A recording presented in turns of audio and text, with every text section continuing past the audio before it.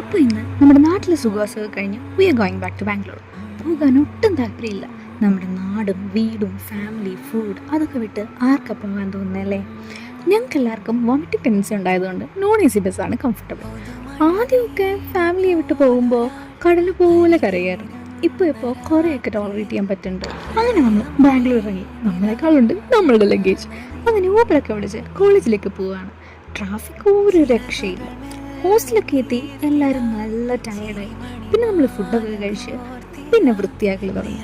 രാവിലെ തുടങ്ങിയതാണ്, വൈകിട്ടായപ്പോഴാണ് എല്ലാം ഒന്ന് ഒതുങ്ങിയത്. പിന്നെ ഞങ്ങൾക്ക് നൈറ്റ് 8 മണി തൊട്ട് 10 മണി വരെ ഫോൺ സബ്മിഷൻ ഉണ്ട്. 10 മണി കഴിഞ്ഞ് നമ്മൾ കുറച്ച് ഡെക്കറേഷൻസ് ഒക്കെ കഴിഞ്ഞിട്ട് കിടന്നു. അപ്പോൾ ഇന്ന് ഇത്രയേ ഉള്ളൂ. ബൈ. അപ്പോൾ ഇന്ന് നമ്മുടെ നാട്ടിലെ സുഖവാസമൊക്കെ കഴിഞ്ഞ് we are going back to Bangalore. പോകാൻ ഒട്ടും താല്പര്യമില്ല.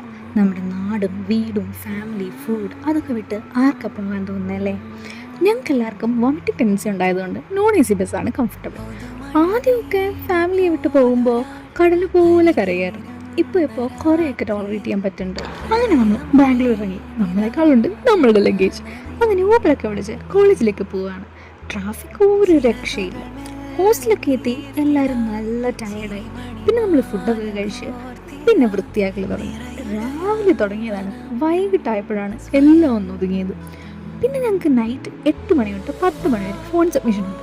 10 മണി കഴിഞ്ഞ് നമ്മൾ കുറച്ച് ഡെക്കറേഷൻസ് ഒക്കെ കഴിഞ്ഞിട്ട് കിടന്നു. അപ്പോൾ ഇന്ന് ഇത്രയേ ഉള്ളൂ. ബൈ.